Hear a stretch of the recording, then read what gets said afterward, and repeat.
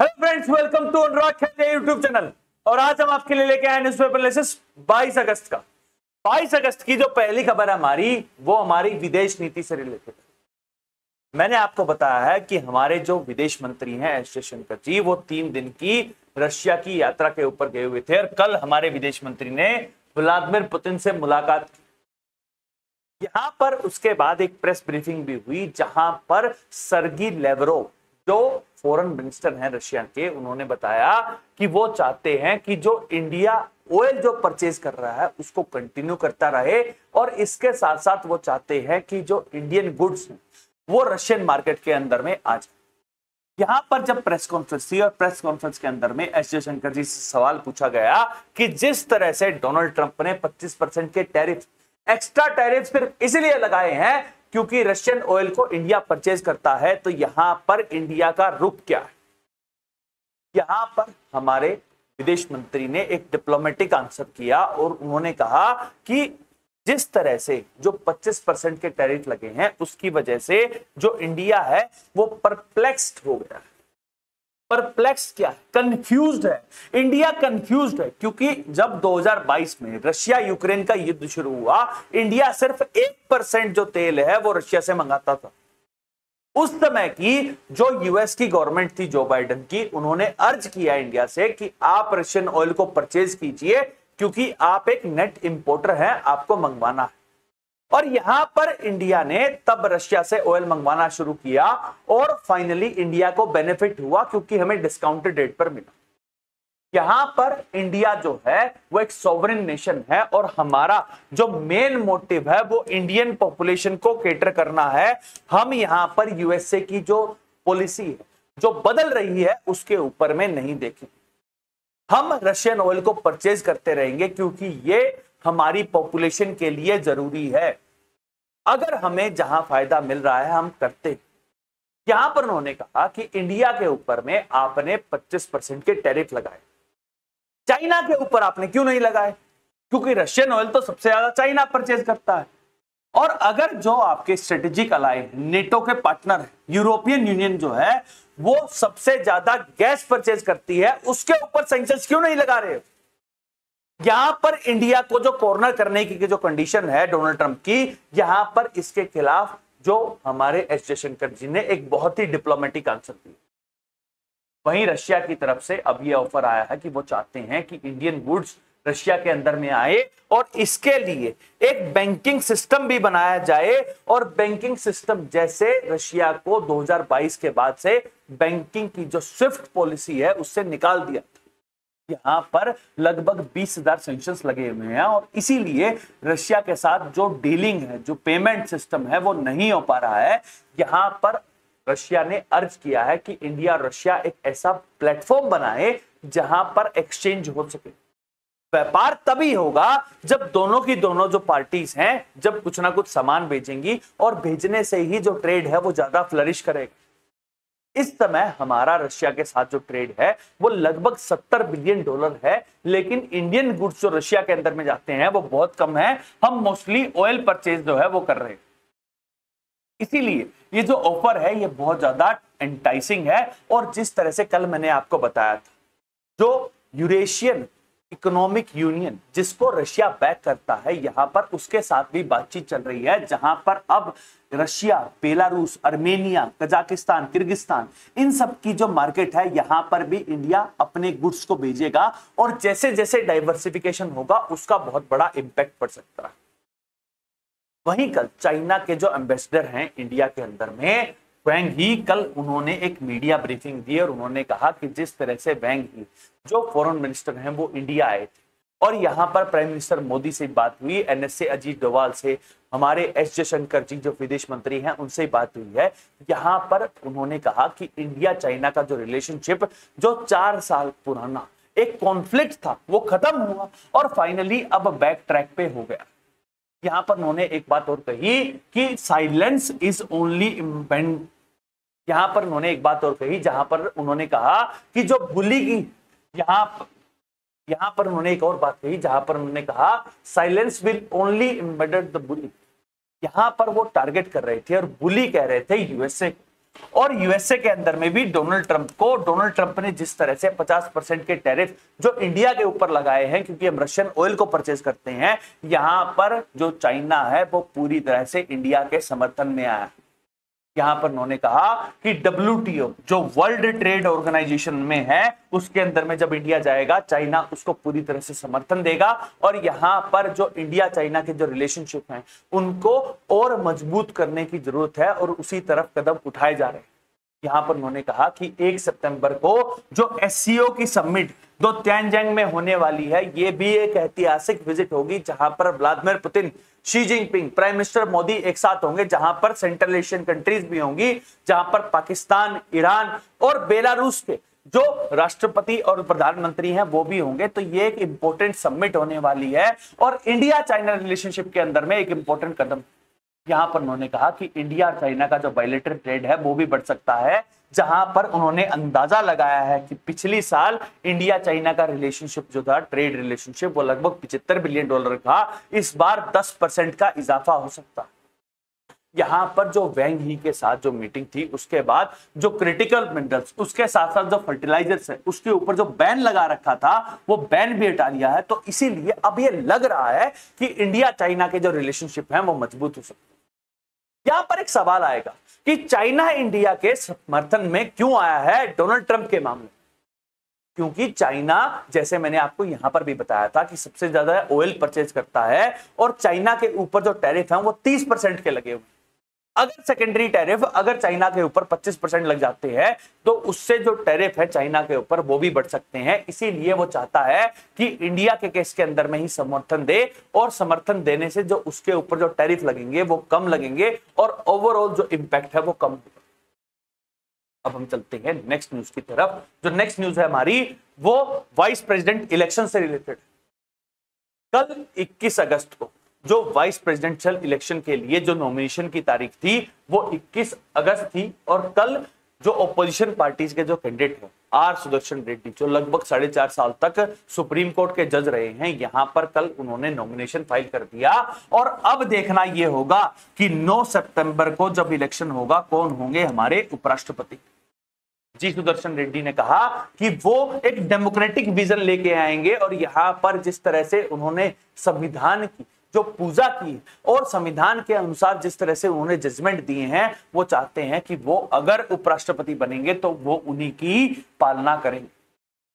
यहां पर अब देखना यह है कि CB राधाकृष्णन और B सुदर्शन रेड्डी में कौन होगा हमारा अगला उपराष्ट्रपति। नंबर गेम मैं आपको ऑलरेडी बता चुका हूं कि अभी जो 392 का जो मेजोरिटी मार्क है उससे ऊपर NDA के पास 243 MPs हैं। वाइस प्रेसिडेंट इलेक्शन के अंदर में सिर्फ पार्लियामेंटेरियन वोट डालते हैं, तो इसीलिए ये लग रहा है कि जो CP राधाकृष्णन है वो ही अगले राष्ट्रपति बनेंगे। अब चलते हैं नेक्स्ट न्यूज की तरफ। जो नेक्स्ट न्यूज है वो GST के अंदर में जो रिफॉर्म्स हमारे प्राइम मिनिस्टर मोदी ने 15 अगस्त को जो इंडिपेंडेंस डे की जो स्पीच थी वहां पर ये कहा था कि GST के अंदर में रिफॉर्म्स लाना चाहते हैं। अब यहां पर उसकी जो ग्रुप ऑफ मिनिस्टर्स की जो मीटिंग थी वो हुई और ग्रुप ऑफ मिनिस्टर के जो चेयरमैन हैं और बिहार के डिप्टी चीफ मिनिस्टर सम्राट चौधरी ने यहां पर इस कदम की बहुत ज्यादा सराहना की। यहां पर जिस तरह से प्राइम मिनिस्टर मोदी ने कहा कि जो GST के अंदर में स्लैब है 5% की, फिर 12% की, फिर 18% की, फिर 28% की, उसको कट करके यहां पर 5 और 18% का ही जो GST है वो रहना चाहिए। यहां पर सम्राट चौधरी ने कहा कि एक बहुत ही इंपॉर्टेंट स्टेप है और इसके स्टेप के साथ साथ जो कंज्यूमर्स उनके ऊपर भी इसका इंपैक्ट पड़ेगा, जिससे जो चीजें हैं वो सस्ती हो जाएंगी। यहां पर SBI की एक स्टडी पता लगी है जहां पर यह कहा जा रहा है कि जब से GST इंट्रोड्यूस हुआ तब से लेके अब तक जो ओवरऑल GST है उसके अंदर में एक भारी गिरावट देखी गई है। 2017 में जहां लगभग 14.4% GST था, अब ये अनुमान लगाया जा रहा है कि फाइनेंशियल ईयर 26-27 के अंदर में जो GST है वो नेट लगभग 9.5% का हो जाए। अगर 9.5% का है तो उससे इन्फ्लेशन भी कम होगा और जो कंजम्पशन है वो भी बढ़ेगा। GST जो है वो एक रिग्रेसिव टैक्स, इनकम टैक्स एक प्रोग्रेसिव टैक्स होता है, जहां पर जितनी ज्यादा इनकम है उस हिसाब से टैक्स लगता है। लेकिन जीएसटी जो है वो सबको एक समान देना पड़ता है। तो यहां पर जिस तरह से अगर जीएसटी के अंदर में कटौती होगी तो यहां पर जो कंज्यूमर है और जिनकी इनकम कम है उसके ऊपर इसका इंपैक्ट कम पड़ेगा, और इसीलिए ये जो मूव है ये बहुत ज्यादा सराहनीय है। अब देखना ये होगा कि जीएसटी काउंसिल की जब मीटिंग, जहां पर सारे के सारे स्टेट्स आएंगे, क्या वो इस बात पर सहमति बनाएंगे, और सहमति के बाद क्या जो ये इंप्लीमेंटेशन है ये दिवाली तक हो जाएगा, क्योंकि हमारे प्राइम मिनिस्टर मोदी ने कहा था कि वो चाहते हैं कि इस बार की दिवाली के अंदर में जो जीएसटी के रिफॉर्म्स हैं वो फाइनली हो जाए। जो नेक्स्ट न्यूज है हमारी वो पार्लियामेंट से आई। कल 21 अगस्त को जो पार्लियामेंट का मॉनसून सेशन है वो फाइनली खत्म हुआ। अब यहां पर मैं आपके लिए लेके आया हूं कि इस बार जो 21 जुलाई से लेके 21 अगस्त तक हमारे पार्लियामेंटेरियन ने किस तरह का कामकाज हुआ है, हमारी संसद में कितना काम। सबसे पहले तो हम ये देखते हैं कि इस बार की जो मॉनसून सत्र के अंदर में कौन कौन से मुद्दे थे जो इंपॉर्टेंट थे। सबसे पहले तो ऑपरेशन सिंदूर के ऊपर में चर्चा हुई, जहां पर 2 दिन लोकसभा में और 2 दिन राज्यसभा के अंदर में फुल डिस्कशन हुआ ऑपरेशन सिंदूर के ऊपर। लेकिन जो दूसरा मुद्दा था वो था बिहार एसआईआर का, और जो ऑपोजिशन पार्टीज हैं वो बिहार एसआईआर के मुद्दे के ऊपर में चर्चा चाहती थी, लेकिन सरकार ने यहां पर कोई भी चर्चा नहीं होने दी। यहां पर उन्होंने कहा कि जो बिजनेस एडवाइजरी कमेटी में कई बार कहा, और हमारे जो पार्लियामेंट्री अफेयर्स मिनिस्टर हैं किरण रिजिजू, उन्होंने बताया कि यह नहीं हो सकता है। और यहां पर उन्होंने तर्क दिया था कि जो बिहार एसआईआर का मुद्दा है वो सुप्रीम कोर्ट के अंदर, जब कोई मुद्दा सुप्रीम कोर्ट के अंदर में है तो पार्लियामेंट के अंदर में वो कानून सम्मत नहीं होता है कि हम उसके ऊपर में डिस्कशन कर सके। अब इसी बीच में जो ऑपोजिशन पार्टीज है वो केओस करती रही और जो कार्रवाई है वो नहीं हो पाई। आप इस बात से अंदाजा लगाइए कि जो लोकसभा है उसके अंदर में मात्र 29% काम हो पाया। सिर्फ 37 घंटे काम हुआ है, जहां पर सिर्फ 29% अगर काम हो रहा है तो हमारे एमपीज ने जो काम उनके लिए है वो नहीं किया। राज्यसभा के अंदर में जो काम है वो लगभग 34% हुआ, 41 घंटे काम हुआ। अब ये देखिए कि अगर ये 100% काम होता तो हमारे एमपीज कितने इंपॉर्टेंट काम कर सकते थे। क्वेश्चन आर जो सबसे जरूरी है, जहां पर हमारी सरकार से ये पूछा जाता है और हमारे एमपी से पूछते हैं कि जो वो काम कर रहे हैं वो किस तरह से हो रहा है। अलग अलग मुद्दों के ऊपर में सवाल पूछे जा सकते हैं, हमारे एमपी पूछेंगे, सरकार को जवाब देना पड़ेगा, और जब हम सरकार से जवाब मांगेंगे तभी तो हमें पता चलेगा कि हमारी सरकार ठीक से काम कर रही है या नहीं कर रही है।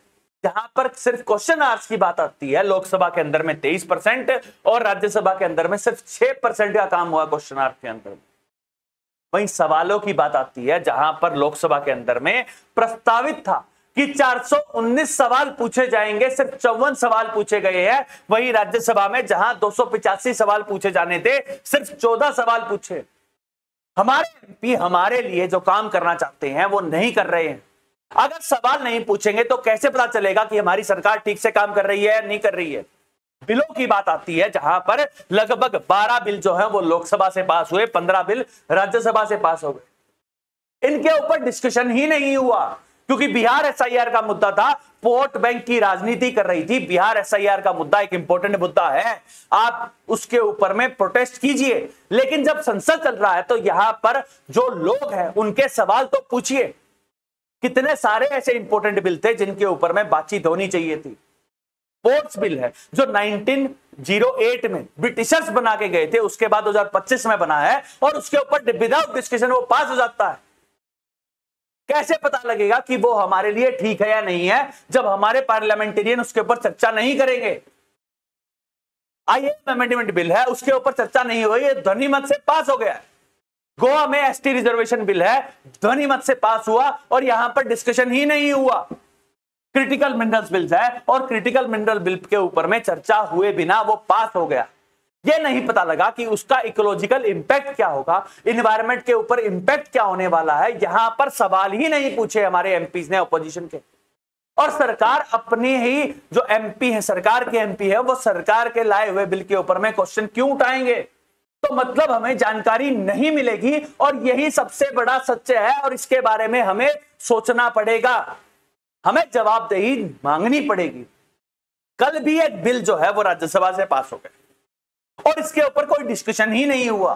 बिल का नाम है ऑनलाइन गेमिंग बिल 2025, लोकसभा से परसों पास हुआ था, कल राज्यसभा से भी पास हो गया। और इसी के साथ साथ जितनी भी जो रियल गेमिंग ऐप है, जहां पर रियल मनी का इस्तेमाल होता है, अब उनके ऊपर रेस्ट्रिक्शन लग गई है। लेकिन यहां पर क्या किसी एमपी ने सरकार से पूछा कि जब ये ऐप चल रही थी, ड्रीम 11 चल रही थी, जंगली रम्मी चल रही थी, जब ये बन रही थी, तो यहां पर आपने इनको क्यों फ्लरिश होने दिया? सरकार तर्क दे रही है कि लगभग 45 करोड़ लोग जो हैं वो यहां पर इन्वॉल्व हैं, 20,000 करोड़ रुपए जो हैं वो यहां पर गैम्बल के अंदर में जा चुके हैं। इतना नुकसान होने के बाद सरकार जाग रही है, तो यहां पर ये सवाल एमपी को पूछने चाहिए थे, जो नहीं पूछे। डिस्कशन नहीं चाहिए, सिर्फ कयोस चाहिए। और यहां पर आपको और मेरे को ये सवाल जानने का हक है, हमें ये पूछना पड़ेगा। और जब तक हम ये नहीं पूछेंगे तो ऐसे ही चलेगा। कार्रवाई जो होती, अगर मान लीजिए 100% होती, हमारे एमपी सवाल पूछते, जो 419 सवाल थे, 285 सवाल थे, ये सोचो 800 सवाल आपसे रिलेटेड पूछे जाते, हमें पता लगता कि कहां पर सरकार ठीक कर रही है, कहां पर सरकार ठीक नहीं कर रही है, और उसका क्या इंपैक्ट पड़ सकता था। बट अब ये देखना पड़ेगा कि अगला सेशन जो है वो विंटर सेशन होने वाला है, और विंटर सेशन के अंदर में क्या निकल के आएगा।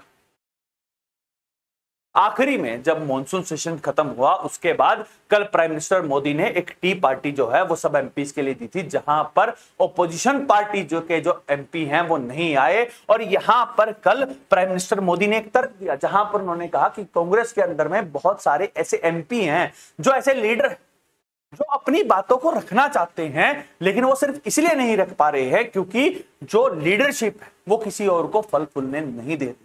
यहां पर अब देखना यह होगा कि क्या ये पॉलिटिकल स्टेटमेंट था, और अगर ये पॉलिटिकल स्टेटमेंट था तो किसके लिए है?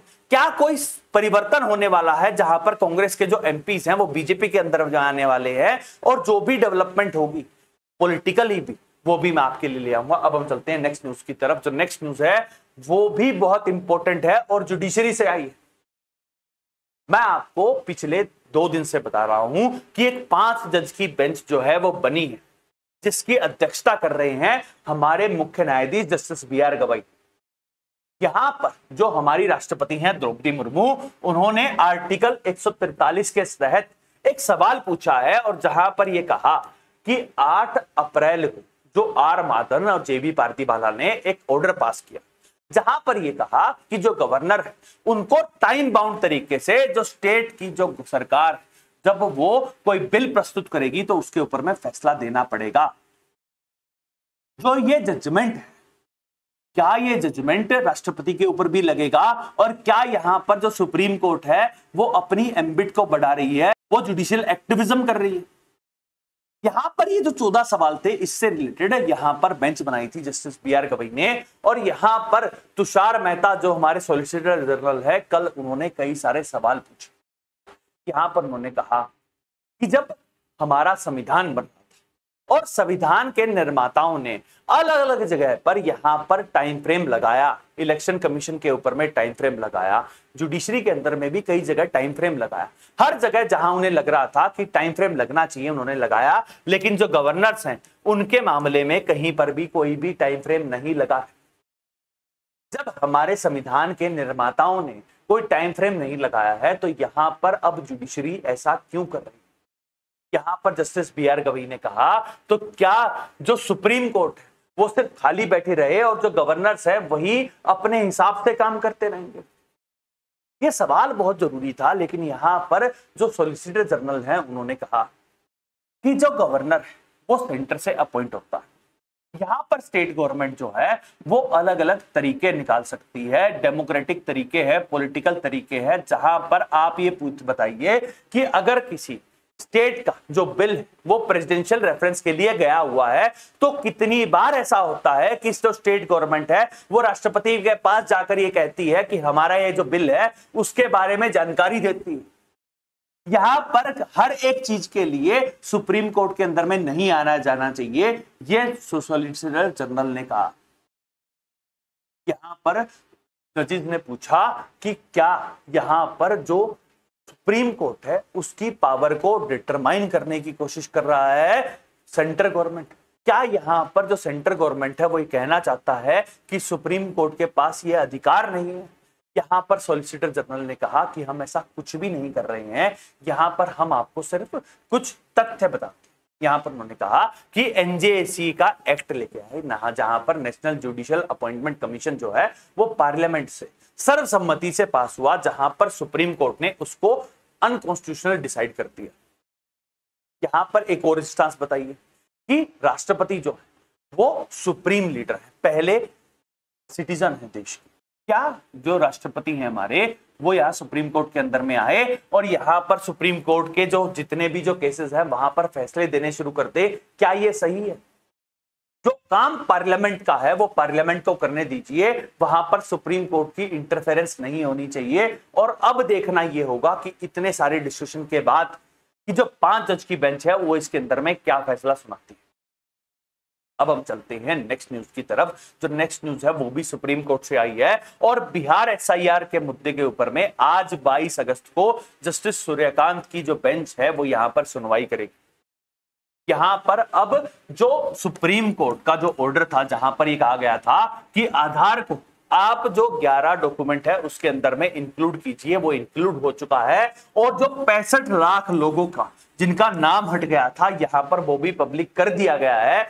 अब देखना यह है कि जो सुप्रीम कोर्ट है, तो इलेक्शन कमीशन ने अपना काम कर दिया है और अब सुप्रीम कोर्ट इसके ऊपर में क्या फैसला लेता है। अब एक और न्यूज जो है, कल सुप्रीम कोर्ट के अंदर में एक पिटीशन लगी जहां पर जिस तरह से राहुल गांधी जी ने जो मधेपुरा सीट के अंदर में उन्होंने जो ब्यौरा दिया था, जहां पर उन्होंने कहा कि कई गलत एंट्रीज हो रखी हैं, यहां पर एक पिटीशन जो है वो लगाई गई है, जहां पर रोहित पांडे ने ये पिटीशन सुप्रीम कोर्ट के अंदर में लगाई। अब देखना यह है कि इस पिटीशन के ऊपर में क्या बातचीत होती है और क्या यहां पर जो राहुल गांधी जी हैं उनसे सवाल पूछे जाएंगे, उनसे यह मांगा जाएगा कि क्या वो अपने जो डाटा है वो यहां पर प्रस्तुत करेंगे। ओवरऑल जो मधेपुरा जो कॉन्स्टिट्यूंसी का जो मामला जो राहुल गांधी जी ने उठाया था वो जुडिशरी के पास पहुंचा है और इंडिपेंडेंट एक पिटीशन लगी है। अब यहां पर राहुल गांधी जी क्या रखेंगे और सुप्रीम कोर्ट इसके अंदर में क्या फैसला देगा, जो भी अपडेट होगा वो हम आपके लिए आएंगे। अब जो लास्ट खबर आ रही है वो बॉम्बे हाई कोर्ट से है, जहां पर बॉम्बे हाई कोर्ट के जजेस ने जो फिल्म है योगी आदित्यनाथ के ऊपर में जो सीबीएफसी की रूलिंग है कि उनको सर्टिफिकेट मिलेगा या नहीं मिलेगा, यहां पर उससे रिलेटेड उन्होंने कहा है कि एक प्रॉपर रिव्यू होगा जहां पर जजेस इस मूवी को देखेंगे और उसके बाद ये डिसाइड करेंगे कि सीबीएफसी का सर्टिफिकेशन इसको मिलना चाहिए या नहीं मिलना चाहिए। यहां पर योगी आदित्यनाथ के ऊपर एक मूवी बनी है जिसका नाम है Ajay the untold story of your Yogi. ये जो मूवी है वो सुधांशु गुप्ता की एक बुक है जिसके अंदर में the monk who become a chief minister उसके ऊपर बेस है। अब यहां पर ये देखना होगा कि जो जजेस इस मूवी को देखेंगे और उसके बाद क्या इसको सर्टिफिकेशन मिलेगा, क्या इसके अंदर में कुछ बदलाव करने की जरूरत है, और ओवरऑल जो भी अपडेट होगा वो आपके लिए आएंगे। अब हम चलते हैं नेक्स्ट न्यूज की तरफ। जो नेक्स्ट न्यूज है वो फ्रांस के राष्ट्रपति इमैनुअल मैक्रों से रिलेटेड, जहां पर उन्होंने कल हमारे प्राइम मिनिस्टर मोदी से बात की और यहां पर डिस्कस किया गाजा का मुद्दा। इसके साथ साथ जो डोनाल्ड ट्रंप के साथ उनकी मुलाकात हुई थी, जहां पर ईयू के लीडर्स थे, व्लादिमीर जेलेंस्की भी थे, और जहां पर यह चर्चा हुई है कि रशिया यूक्रेन कॉन्फ्लिक्ट के अंदर में किस तरह से पीस एग्रीमेंट होना चाहिए, इसके ऊपर चर्चा हुई। यहां पर हमारे प्राइम मिनिस्टर मोदी के साथ ये बातचीत होना ये दिखाता है कि इंडिया की इंपॉर्टेंस क्या है। लेकिन यहां पर सबसे इंपॉर्टेंट बात यह निकली कि जब बातचीत हुई उसके बाद हमारे प्राइम मिनिस्टर मोदी ने एक्स के ऊपर पोस्ट किया कि इमैनुअल मैक्रों से बात हुई है, लेकिन उसके साथ साथ जो इमैनुअल मैक्रों हैं उन्होंने भी एक पोस्ट डाला जहां पर 2 बात बहुत इंपॉर्टेंट निकल के आई। जहां पर पहला उन्होंने कहा कि जो G7 की समिट जो इस साल कनाडा के अंदर में हुई थी, अगली समिट फ्रांस के अंदर में होनी है, यहां पर इंडिया को इन्विटेशन जो है वो मिल चुका है। लेकिन यहां पर सबसे इंपॉर्टेंट बात निकली ब्रिक्स की। इंडिया जो है वो ब्रिक्स की प्रेसिडेंसी लेगा अगले साल, और यहां पर उन्होंने कहा कि ब्रिक्स की प्रेसिडेंसी जिस तरह से इंडिया के पास आई है ये एक इंपॉर्टेंट हो जाता है। ये सोचिए कि पहला यूरोपियन कंट्री है जो ब्रिक्स को एक्नॉलेज कर रहा है, और यहां पर जिस तरह से ब्रिक्स प्लस हो गया है और अब 10 से ज्यादा कंट्रीज हैं, क्या जो फ्रांस है वो वेस्टर्न हेजमनी को छोड़कर अब ब्रिक्स के साथ मिलकर जो डील कर सकता है, यह दिखाता है कि जो ब्रिक्स है वो कितना इंपॉर्टेंट ऑर्गेनाइजेशन है और यहां पर इंडिया का एक इंपॉर्टेंट योगदान है। हम चलते हैं नेक्स्ट न्यूज की तरफ। जो नेक्स्ट न्यूज है हमारी वो केरला से आई है, जहां पर केरला के जो यूथ लीडर हैं, यूथ विंग के जो प्रेसिडेंट थे राहुल जी, उन्होंने यहाँ पर रेजिग्नेशन दे दिया। यहाँ पर उन्होंने रेजिग्नेशन इसलिए दिया है क्योंकि उनके खिलाफ कई सारी कंप्लेंट लगाई गई थी, जहां पर उनके ऊपर ये इल्जाम था कि व्हाट्सएप के ऊपर में वो गलत और अभद्र जो मैसेज हैं वो भेजते हैं। यहाँ पर उन्होंने रेजिग्नेशन दे दिया है और रेजिग्नेशन देने के बाद उन्होंने कहा कि जिस तरह से ये मीडिया के अंदर में आ रहा था वो नहीं चाहते थे कि इसको एडिशनल फुटेज मिले, इसीलिए उन्होंने जो यूथ कांग्रेस के जो प्रेसिडेंट के तौर पर जो उनकी पोस्ट है उससे रेजिग्नेशन दे दिया है। यहाँ पर जो केरला कांग्रेस है उन्होंने यहाँ पर इसके ऊपर कोई भी कमेंट करने से मना कर दिया है। वहीं जो सीपीआईएम जो इस समय सरकार में है वहां पर उन्होंने कहा है कि अब एक प्रॉपर इन्वेस्टिगेशन होगी और जो राहुल जो एमएलए भी है उनके खिलाफ एक प्रॉपर कार्रवाई।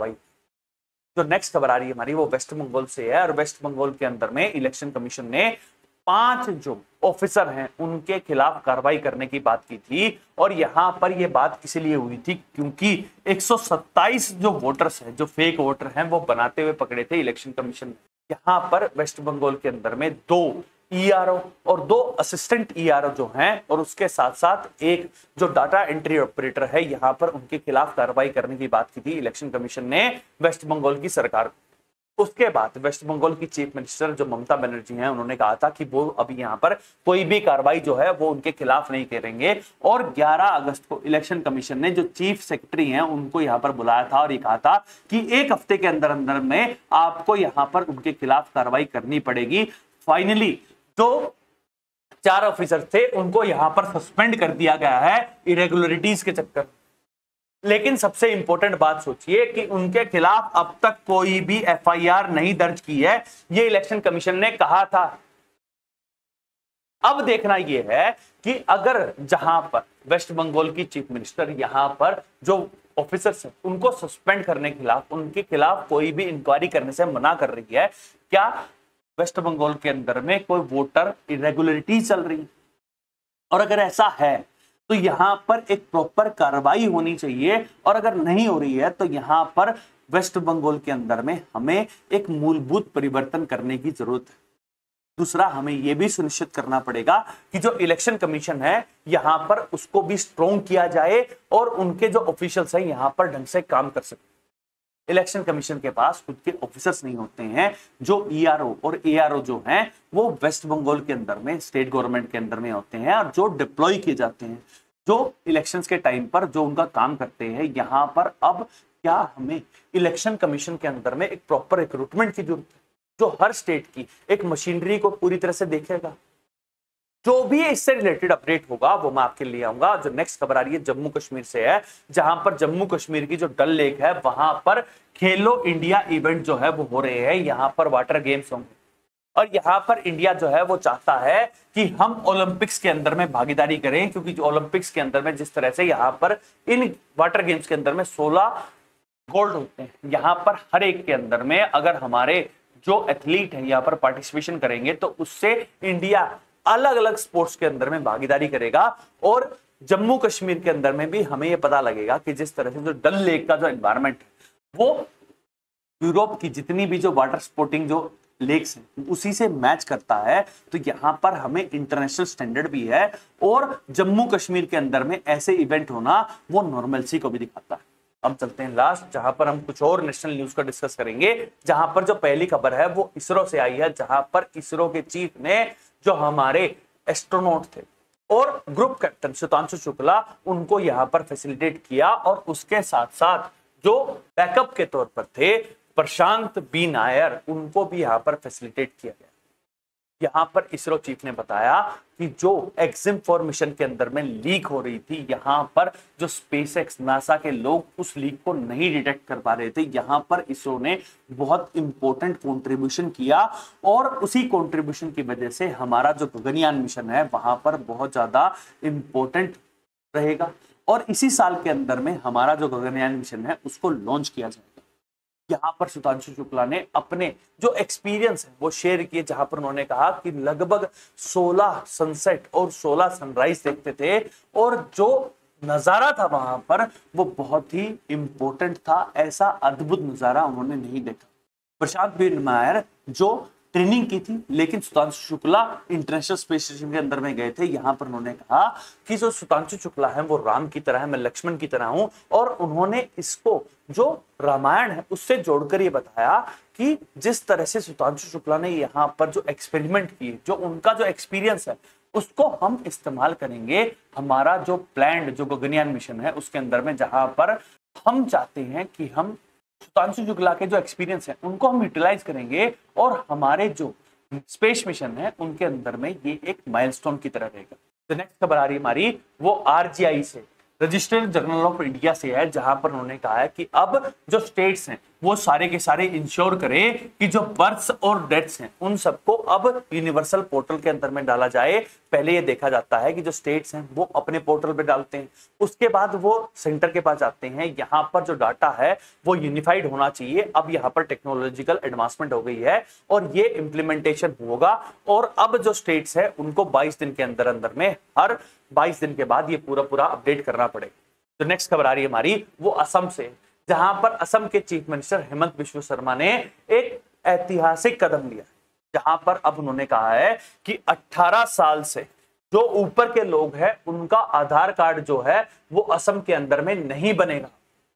उन्होंने कहा कि 18 साल से ऊपर के जो लोग हैं उन सबके अब तक आधार कार्ड बन चुके हैं, लेकिन जिस तरह से इलीगल इमिग्रेंट्स जो बांग्लादेश से आते हैं और जो इन्फिल्ट्रेशन हो रही है, यहाँ पर अब 18 साल से ऊपर के लोगों के लिए जो आधार कार्ड की सुविधाएं हैं वो नहीं रहेंगी पूरे असम के अंदर।